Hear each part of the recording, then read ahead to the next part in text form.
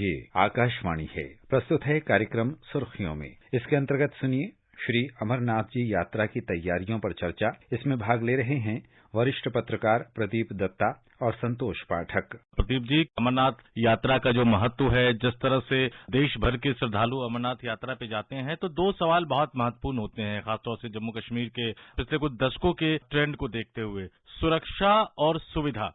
तो सबसे पहले अपने श्रोताओं के लिए हम ये जानना चाहेंगे कि इस बार अमरनाथ यात्रा और अमरनाथ यात्रियों को सुरक्षा प्रदान करने को लेकर जम्मू कश्मीर प्रशासन की, सरकार की क्या क्या तैयारियां हैं? देखिए, इस बार तो अमरनाथ यात्रा बहुत ही महत्वपूर्ण है। महत्वपूर्ण इसलिए भी है क्योंकि 3 वर्ष के बाद हो रही है, क्योंकि अनुच्छेद 370 हटने के बाद कोविड आ गया था। तो ये यात्रा सकुशल हो, जो देश भर से जो तीर्थयात्री आ रहे हैं, बाबा बर्फानी के जो भक्त आ रहे हैं, वो सुरक्षित महादेव के दर्शन कर सके, इसको लेकर क्या तैयारियां हैं जम्मू कश्मीर सरकार और प्रशासन की? इस बार की यात्रा बहुत ही महत्वपूर्ण रहेगी। महत्वपूर्ण इसलिए रहेगी क्योंकि 3 वर्षों के बाद हो रही है और इस बार काफी भारी मात्रा में लोगों का आने का है। यात्री आएंगे बाबा बर्फानी के दर्शन के लिए। इसलिए जो सरकार की जो सबसे बड़ी कोशिश रहती है, एक तो सुरक्षा प्रोवाइड की जाए, क्योंकि जम्मू कश्मीर के हालातों को मद्देनजर रखते हुए सबसे ज्यादा अहम रहता है यात्रियों की सुरक्षा। उसके बाद जो दूसरी चीज अहम रहती है वो रहती है बोर्डिंग, लॉजिंग और उनके ट्रेवल की जो व्यवस्था की जाए। देखिए, रजिस्ट्रेशन तो काफी देर से चल रहा है। ये जून 30 से शुरू होगी, अगस्त 11 तक चलती रहेगी और इस दौरान ये कोशिश यही रहती है, सरकार की यही रहेगी कि किसी भी किस्म की कोई मुश्किल ना आए। इस बार देखिए, बहुत सारी जो चीजें जो पहली बार शुरू की जाएंगी, जैसे कहते हैं रेडियो फ्रिक्वेंसी आइडेंटिटी कार्ड, ये RFID आइडेंटिटी कार्ड जो है ये ट्रैकिंग के लिए इस्तेमाल किया जाएगा, यानी कि गाड़ियों को भी दिया जाएगा और जो कोई यात्री है उन्हें भी दिया जाएगा। इससे ये है कि सरकार को पता रहेगा कि यात्री बस कहाँ से जा रही है, कहाँ पे पहुंची है, कैसी सुरक्षा की व्यवस्था है और जो यात्री है वो कहाँ पे है, किसी भी किस्म की कोई मुश्किल नहीं आएगी। देखिए, जो अमरनाथ यात्रा है उसके लिए 2 रूट रहते हैं। एक तो रहता है कि पहलगाम का रूट और दूसरा रहता है बालटाल का रूट। इस वक्त बालटाल के रूट पे ऑलरेडी बर्फ हटानी शुरू कर दी है, ट्रैक की पूरी तैयारी की जा रही है क्योंकि 14 किलोमीटर का ये रूट है। और दूसरा रहता है पहलगाम का रूट, वहां भी पूरी सुरक्षा की व्यवस्था करा दी गई है ताकि यात्री जब जाए उन्हें किसी भी किस्म की कोई मुश्किल का सामना न करना पड़े। अगर हम यात्रा की बात करें तो इसमें 3-4 चीजें रहती हैं यात्रा में। देखिए, यात्रा का होना मतलब कि आर्थिक स्थिति में सुधार आना, यात्रा का मतलब टूरिज्म में सुधार आना, यात्रा का मतलब ये है कि जो कम्युनल हार्मनी को ये रिप्रेजेंट करता है, क्योंकि अमरनाथ पिलग्रिमेज की बात करें तो ये सिंबल है कम्युनल हार्मनी का। देखिए किस तरीके से लोकल लोग भी जुट जाते हैं यात्रियों की यात्रा को सफल बनाने के लिए। एक तरफ लंगर लगे होते हैं, दूसरी तरफ लोकल जो है पोनी वाला हुआ, घोड़े वाला हुआ, पिट्ठू वाला हुआ, वो लेके जाता है यात्री को। मतलब साथ साथ वो भी यात्रा करता है और वो जो भाईचारे का जो एक पैगाम है वो एक बड़ा इंपॉर्टेंट हो जाता है इससे। और तीसरा ये है कि इंपॉर्टेंट जो चीज रहेगी, जैसे जैसे यात्री ज्यादा आएंगे यानी कि पता चलेगा कि हालात में किस किस्म का सुधार आया, नॉर्मल सी किस तरीके से आई है। क्योंकि अनुच्छेद 370 हटने के बाद कई सियासी जमातें जो पोलिटिसाइज करने की इशू को बात करती है और वो चाहती है कि ऐसा बताएं कि हालात सुधरे नहीं। लेकिन अगर आप ग्राउंड पे स्थिति देखेंगे, हालात बहुत ही सुधर चुके हैं और आने वाले दिनों में और ज्यादा टूरिज्म बढ़ेगा। यही यात्री एम्बेसडर बनेंगे कश्मीर के और कश्मीरियों के लिए। एक तो कश्मीरियों की मेहमान नवाजी देखेंगे, सरकार की सुविधाएं देखेंगे, सुरक्षा की व्यवस्था देखेंगे और जब वापस जाएंगे तो बाकी हिंदुस्तान के लोगों को और बाकी दुनिया के लोगों को भी पैगाम देंगे कि आप यहाँ आइए और देखिए हम यात्रा करके आए हैं। हम चाहेंगे कि एक बार जरूर आप कश्मीर देखिए। अगर फिर दोस्त बरोए जमीन हस्तो हम ही हस्तो हम ही हस्तो हम ही हस्तो। दुनिया में अगर कहीं स्वर्ग है तो जम्मू कश्मीर में है, तो आप कश्मीर जरूर आइए। बिल्कुल आपने सही कहा प्रदीप जी कि अगर धरती पर कहीं स्वर्ग है तो यही है। और जैसा कि आपने बताया कि सांप्रदायिक सद्भाव का एक बड़ा प्रतीक है अमरनाथ यात्रा। ये सिर्फ एक यात्रा नहीं है बल्कि कश्मीर की जो संस्कृति रही है उसका एक प्रतीक है। तो निश्चित तौर पर कश्मीर की जो आवाम है, जो कश्मीर की जनता है, वो 370 के हटने के बाद, 35A के हटने के बाद बहुत ज्यादा खुश है।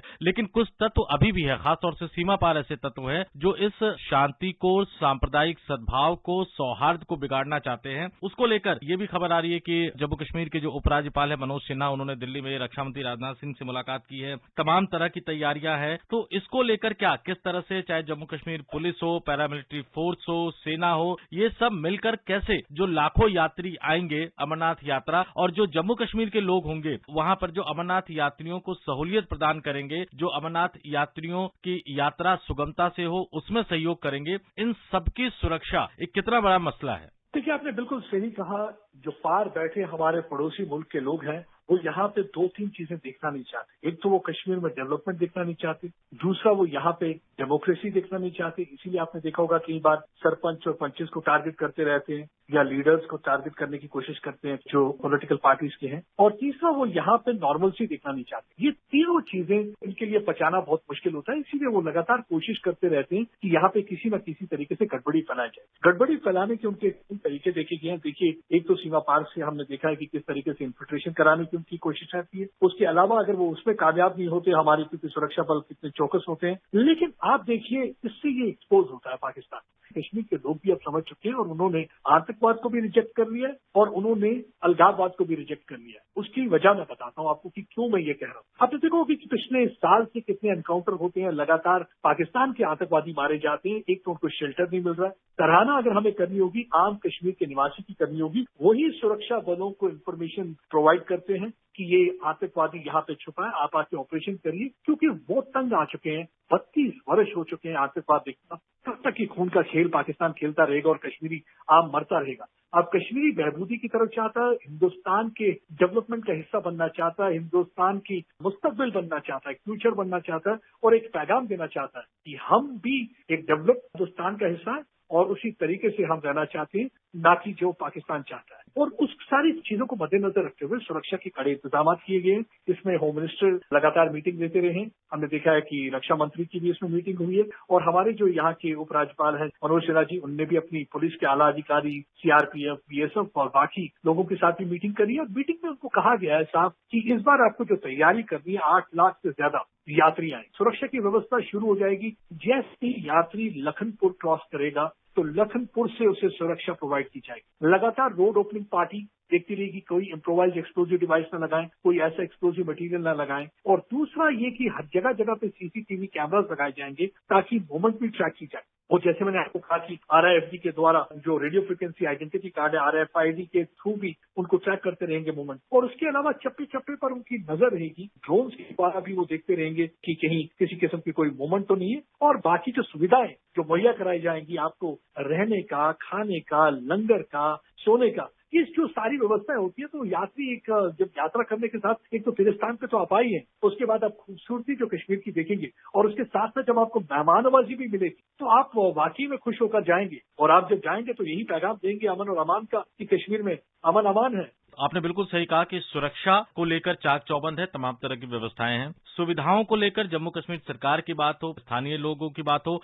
वो मेहमान नवाजी को लेकर पूरी तरह से तैयार है। और बाकायदा जो आज बैठक हुई है उपराज्यपाल मनोज सिन्हा और रक्षा मंत्री राजनाथ सिंह के बीच में, इसमें एक बड़ी बात है जो हमारे श्रोताओं को भी जानना चाहिए कि अमरनाथ यात्रा के लिए जो सड़क का जो बुनियादी ढांचा होता है या बहुत ज्यादा जब ऊंचाई पर जाते हैं तो बहुत ही कठिन इलाके आते हैं, उसको किस तरह से सुगम बनाया जाए, इसको लेकर BRO को लगाने को लेकर भी बात हुई है। तो ये कितना महत्वपूर्ण आप मानते हैं? देखिए, ये सड़कें जब अच्छी होंगी ना तो आपका जो जर्नी है वो अपने आप एक सुरक्षित हो जाती है। देखिए, सुरक्षा का मतलब यही नहीं है कि आपकी सुरक्षा आतंकवादियों से करनी है। सुरक्षा का मतलब ये है कि एक्सीडेंट भी ना हो, यानी कि यात्रा स्थल तक पहुंचने के लिए अगर आपको अच्छी सड़क मिलेगी, BRO उस सड़क का निर्माण कर रहा है, तो BRO का तो मालूम है, दुनिया भर में BRO जाना जाता है अपनी सड़कों के निर्माण के लिए। देखिए, उन सड़क की चोटियों पे जहां कोई नहीं होता वहां तक BRO ने सड़कें पहुंचाई है, चाहे वो लेह लद्दाख की बात करें हम, चाहे वो किसी और जगह की बात करें। और इस बार भी उसी तरीके से अमरनाथ यात्रा के लिए भी BRO सड़क का निर्माण करेंगे ताकि यात्रा सुरक्षित हो और आरामदायक। और बाकी